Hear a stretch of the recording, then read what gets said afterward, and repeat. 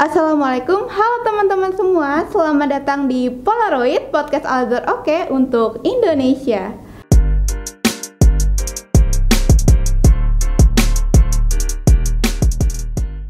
Halo guys, kembali lagi bersama aku Nadia. Hari ini kita kedatangan tamu yang sangat spesial nih. Please welcome Kak Citra. Hai Nadia. Gimana nih Kak Citra kabarnya? Alhamdulillah baik. Kalau Nadia sendiri kabarnya gimana? Alhamdulillah baik. Alhamdulillah. Nah teman-teman, jadi Kak Citra ini merupakan salah satu mahasiswi ahli jenjang D3 di Universitas Al-Azhar Indonesia. Dan juga lulusan D3 dari IPB ya Kak? Yes, betul Nadia. Jadi perkenalkan, aku Citra. Jadi aku lulusan dari D3 IPB, tentunya sekolah vokasi dengan jurusan Manajemen Industri Jasa Makanan dan Gizi. Kalau untuk di universitasnya mengambil dari gizi ya Kak pastinya? Iya betul, jadi aku melanjutkan ke S1 Gizi di Universitas Al-Azhar Indonesia. Oke, nah Kak Citra, aku nih penasaran dan kepo banget gimana sih awal cerita nih Kak Citra bisa masuk di Universitas Al-Azhar Indonesia.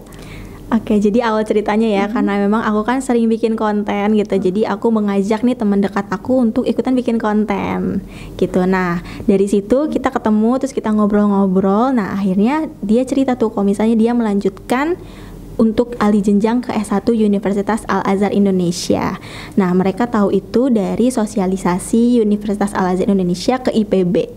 Dan memang setelah aku diceritain gitu ya, value-value yang akan didapat, dan aku cocok kebetulan. Dan akhirnya aku memutuskan untuk lanjut ke S1 Universitas Al-Azhar Indonesia. Oke, berarti dari sosialisasi Universitas Al-Azhar Indonesia ke IPB, kalau misalkan first impression, dan ada nggak sih Kak alasan khusus nih dari Kakak memilih Universitas Al-Azhar Indonesia? Tentunya ada ya Nadia ya. Jadi kalau misalnya ditanya first impressionnya apa sih gitu. Jadi first impression aku adalah tentunya ini Universitas Al-Azhar Indonesia kan memang lokasinya strategis ya.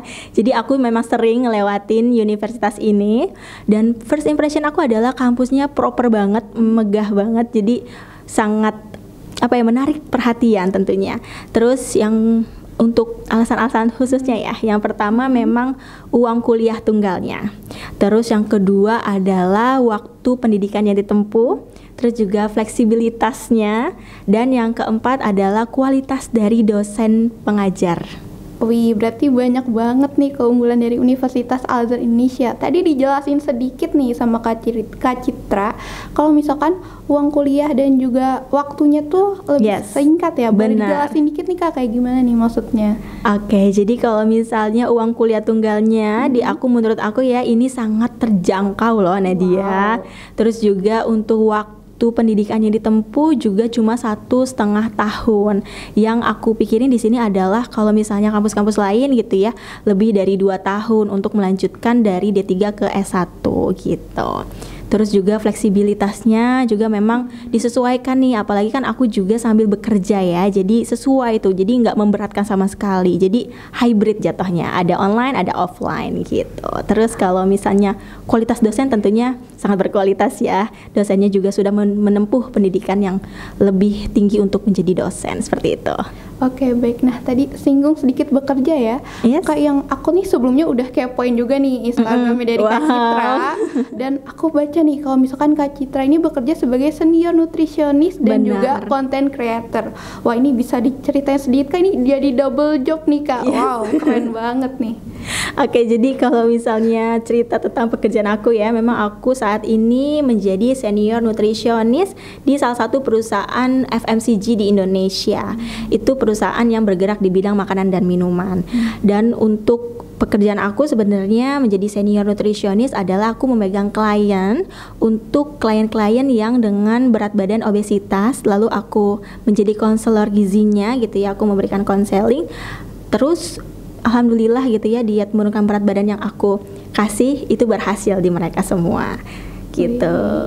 Terus kalau misalnya content creator, emang ini sebagai pengisi waktu senggang aja.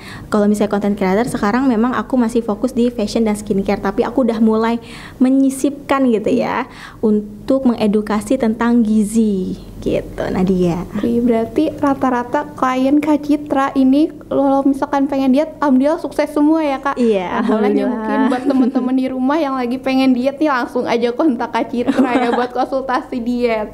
Masya Allah. Kak Citra berarti di sini kuliah sambil bekerja ya Kak? Iya benar. Nah ada nggak sih struggle nih atau kendala mungkin yang Kak Citra rasain?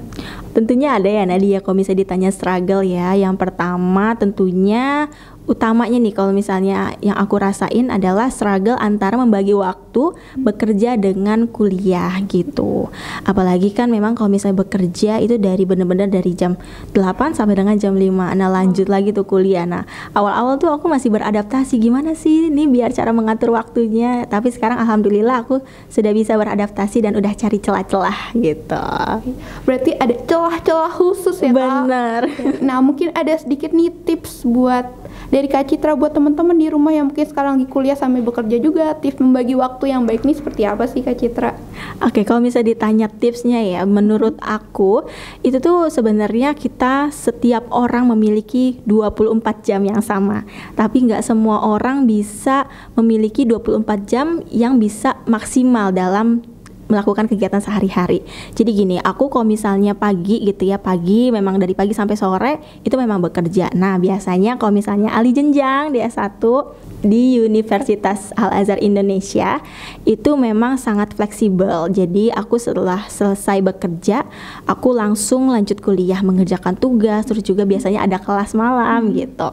Nah, paling sih untuk biar enggak ketinggalan untuk mengerjakan tugas ya, itu biasanya kalau misalnya ada waktu-waktu senggang di siang hari, misalnya lagi ada kerjaan tapi lagi senggang nih, nah aku biasanya untuk ngelihat e-learning Universitas Al-Azhar Indonesia, aku lihat tuh ada apa ya hari ini, tugas apa nih hari ini, atau ada video apa yang aku harus tonton dalam menempuh pendidikan di sini. Terus biasanya aku cicil tuh 50% dulu lah untuk mengerjakan tugas.